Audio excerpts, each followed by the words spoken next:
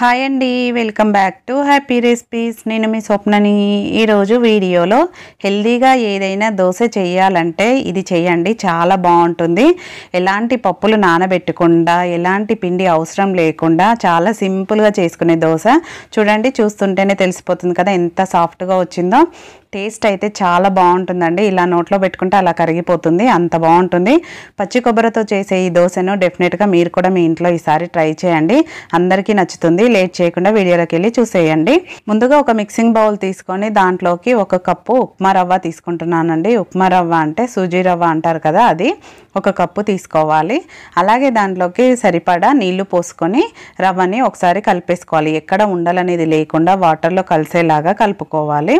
ఇలా వాటర్ ఎక్కువ పోయొద్దండి, కొంచెం పోసుకుంటే సరిపోతుంది. చూడండి, ఇలా వీడియోలో చూపిస్తున్నట్టు ఇలా కలుపుకున్నాక ఇప్పుడు దీనిపైన మూత పెట్టేసి ఒక 10 నిమిషాల పాటు నానబెట్టుకోవాలి. పక్కన పెట్టేసుకుందాము. 10 నిమిషాల తర్వాత చూపిస్తున్నాను చూడండి. రవ్వ అనేది వాటర్ని అబ్జర్వ్ చేసుకుంటుంది కదా, చేసుకొని ఈ విధంగా గట్టిగా అవుతుందన్నమాట. ఒకసారి అంతా బాగా కలిపేసుకున్నాక మనం ఏ కప్పుతో అయితే రవ్వ తీసుకున్నామో అదే కప్పుతో 1 కప్పు పచ్చి కొబ్బరి ముక్కలు తీసుకున్నాను. పచ్చి కొబ్బరి ముక్కలు అయితేనే టేస్ట్ బాగుంటుందండి, వీలైతే పచ్చి కొబ్బరి ముక్కలతోనే చేసుకోండి. ఇప్పుడు ఈ ముక్కలన్నీ దీంట్లో కలిసేలాగా కలుపుకోవాలి. ఇలా మొత్తం అంతా బాగా కలిసేలాగా కలుపుకున్నాక నెక్స్ట్ ఒక మిక్సర్ జార్ తీసుకోవాలి.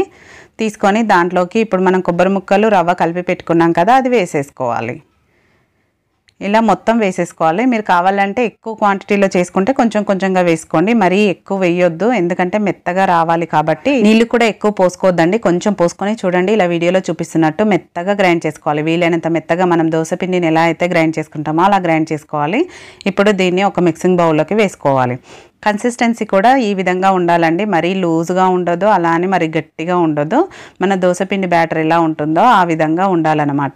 ఇప్పుడు బ్యాటర్ కూడా మనకు రెడీ అయిపోయింది కదా, ఇప్పుడు దీన్ని మూత పెట్టి పక్కన పెట్టేసుకుందాం. నెక్స్ట్ దీని కాంబినేషన్లో ఒక టేస్టీ చట్నీ చూపిస్తున్నానండి, చాలా బాగుంటుంది. ఈ 2 కాంబినేషన్ అయితే చాలా రుచిగా ఉంటాయి. స్టవ్ పైన ఒక వెడల్పాటి ప్యాన్ పెట్టుకొని 1 టీ స్పూన్ ఆయిల్ వేసుకొని మీరు తినే కారాన్ని బట్టి పచ్చిమిర్చి వేసుకోండి. నేను ఇలా కట్ చేసుకొని వేసుకున్నానండి, మీరు డైరెక్ట్ అయినా వేసుకోవచ్చు.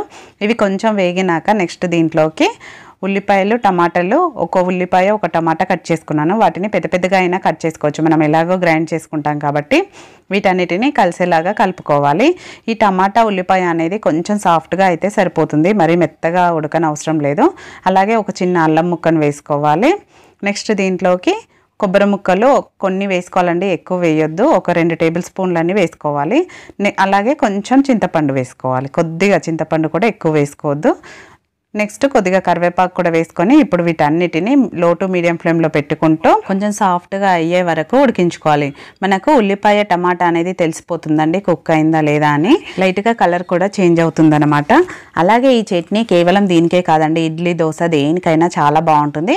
చేసుకోవడం మాత్రం చాలా సింపుల్ అనమాట, ఎక్కువ ప్రాసెస్ ఉండదు కాబట్టి చేసుకోవడం చాలా ఈజీగా అయిపోతుంది. చూడండి, ఈ విధంగా ఫ్రై అయితే ఇప్పుడు స్టవ్ ఆఫ్ చేసేసి దీన్ని పక్కన పెట్టుకొని కంప్లీట్గా చల్లారనివ్వాలి. ఇలా చల్లారినాక ఒక మిక్సర్ జార్ తీసుకొని దాంట్లోకి మిశ్రమం అంతా వేసేసుకోవాలి.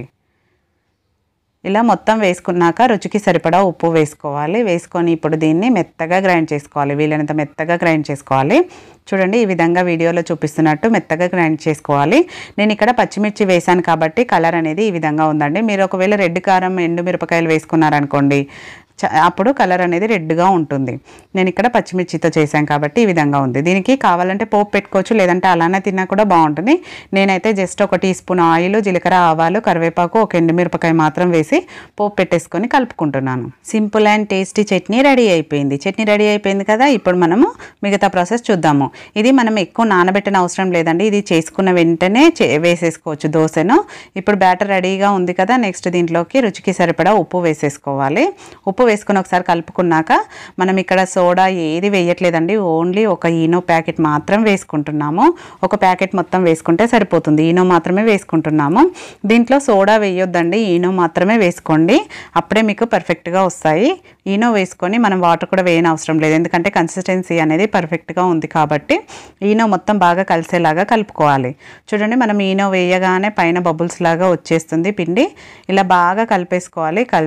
కలిసే వరకు కలుపుకున్నాక నెక్స్ట్ స్టవ్ పైన ఇవి వేసుకోవడానికి ఒక ప్యాన్ పెట్టుకోవాలి.